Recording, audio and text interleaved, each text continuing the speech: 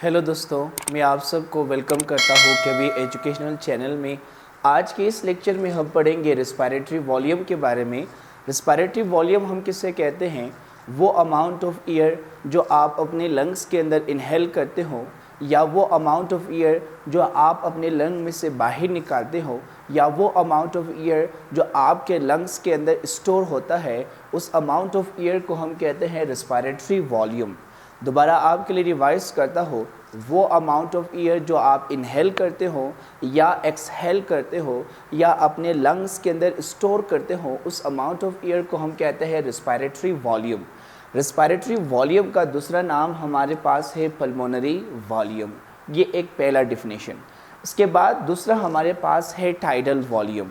Normal breathing के दौरान जो अमाउंट ऑफ एयर आप इनहेल या एक्सहेल करते हो, उस अमाउंट ऑफ एयर को हम कहते हैं टाइडल वॉल्यूम। नॉर्मल ब्रीथिंग के दौरान जब आप हवा इनहेल करते हो या एक्सहेल करते हो, तो उस अमाउंट ऑफ एयर को हम कहते हैं tidal volume. Normally tidal volume को अगर हम देखें तो ये 500 ml या 400 ml के इक्वल होता है, लेकिन आप डीप ब्रीथिंग के थ्रू जो है इसके अमाउंट बढ़ा भी सकते हो और इसके अमाउंट बढ़ाकर आप 3000 to 4000 ml भी कर सकते हो। टाइडल वॉल्यूम के बाद हमारे पास है रेजिडुअल वॉल्यूम। रेजिडुअल वॉल्यूम हम किसे कहते हैं? वो अमाउंट ऑफ एयर जो आपके लंग्स के अंदर जो है बाकी रहता है जब आप हवा एक्सहेल करते हो, तो उस अमाउंट ऑफ एयर को हम क्या कहते हैं? रेजिडुअल वॉल्यूम कहते हैं। वो अमाउंट ऑफ एयर जो आपके लंग्स के अंदर बच जाता है आफ्टर एक्सपायरेशन, आफ्टर एक्सहेलेशन, उस अमाउंट ऑफ एयर को हम कहते हैं रेजिडुअल वॉल्यूम। और नॉर्मली रेजिडुअल वॉल्यूम जो है ये 1200 to 1500 ml होता है, यानी इतनी अमाउंट ऑफ एयर आपके लंग्स के अंदर बाकी रह जाता है आफ्टर ईच एक्सपायरेशन या आफ्टर ईच एक्सहेलेशन। एक और जो है टर्मिनोलॉजी है हमारे पास जिसे हम कहते हैं रिजर्व वॉल्यूम। टाइडल वॉल्यूम के बाद जब आप जो है फोर्सफुली मज़ीद हवा इनहेल करते हो, तो उस एक्स्ट्रा हवा को जो है अबव द टाइडल वॉल्यूम, उसे हम कहते हैं reserve volume. Tidal volume gain करने के बाद जब आप फोर्सफुली मज़ीद हवा इनहेल करके अपने लंग्स के अंदर हवा की मकदार को बढ़ा देते हो, तो उस अमाउंट ऑफ एयर को हम क्या कहते हैं? Reserve volume. Normally tidal volume कितना था? 500।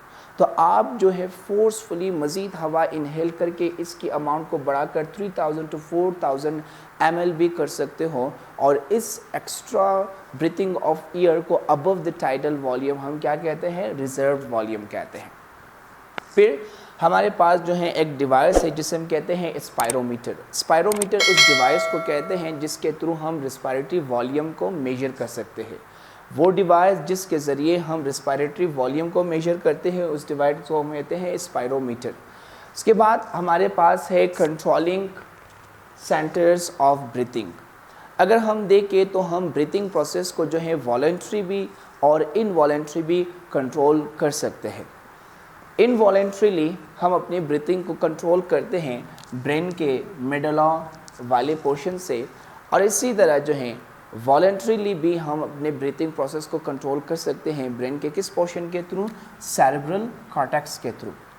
जब हम इमोशनल होते हैं तो इमोशनल होने के दौरान हमारे ब्रीथिंग को कंट्रोल करने वाला हमारे ब्रेन का कौन सा पोर्शन होता है? लिम्बिक सिस्टम होता है। दोबारा आपके लिए शुरू से आखिर तक रिवाइज करता हूँ।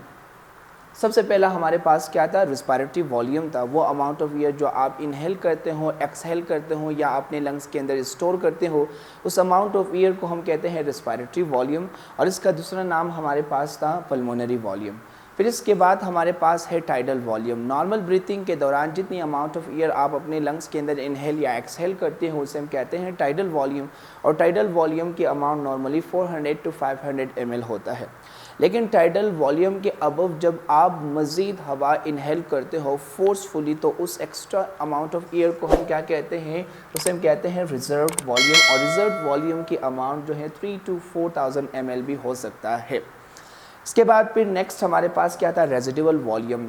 ईच एक्सपायरेशन के दौरान यानी एक्सहेलेशन के दौरान, सांस छोड़ने के दौरान आपके लंग्स के अंदर जो है कुछ अमाउंट ऑफ एयर बाकी रहता है, वहाँ पर लेफ्ट हो जाता है।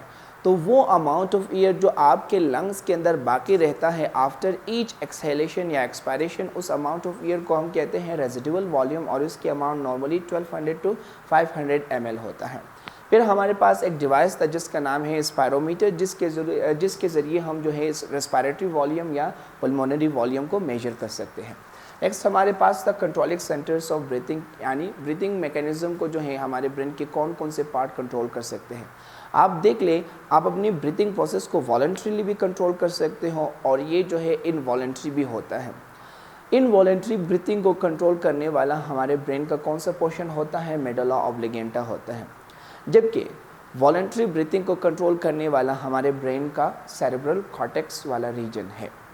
اسی طرح جب ہم ایموشنل ہوتے ہیں تو ایموشنل ہونے کے دوران جو بریتھنگ ہمارا ہوتا ہے، اس بریتھنگ پروسیس کو کنٹرول کرنے والا ہمارے برین کا کون سا حصہ ہے؟